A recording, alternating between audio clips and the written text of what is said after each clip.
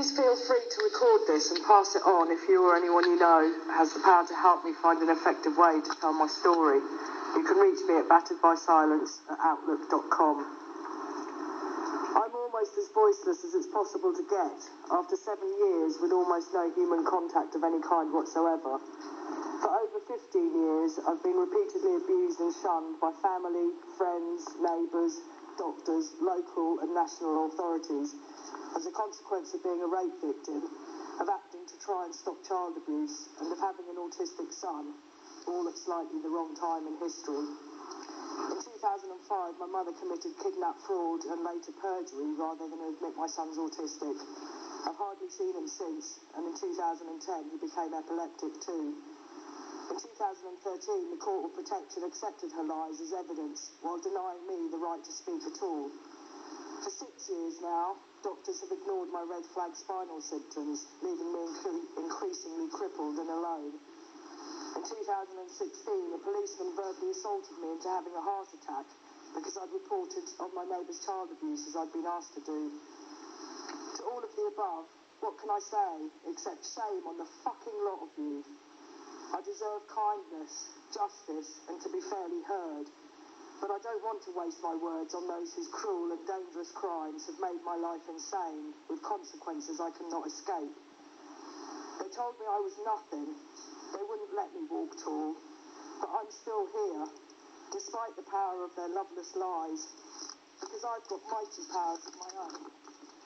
To tell the truth, to weep, to laugh, to learn, to love and keep on loving, and then love some more, however wrong their words, however sore my heart. So I'll share with all of you this small sweet memory that's better and precious and true. It's a poem called The Forever Game. One sticky summer afternoon, I was stepping downhill on my way to do the weekly shop when I slowed but didn't stop to look at 3 children, all about 11, playing round the phone box by the pub. What I saw in passing and remembered from my past was the easy rub of perfect joy, for I could tell these 2 girls and this boy were in the truthful beauty of a game, whatever it might have been, where everything is just right. No one was taking sides, or needed to. Their honest, happy silliness made magic shimmer in the air. Smiling wide, I walked on by, heading for the concrete shade of Anglia Square, and did the shopping, as ever, unwilling to believe how money makes the world go round in such ungiving, unimaginative forms of make-believe. So homeward bound, reality felt hotly bothersome and boring. The bags weighed heavy in the heat and had me wishing I could melt into the light, bright, far-away coolness of that free blue sky, rather than have to climb the upturned street. But foot followed foot until I crested the hill and found the same children sitting cross-legged on the ground at the corner of my road. And as I went to pass them by again, they said, "Do you want to play the Forever Game with us?" "What's that?" I asked.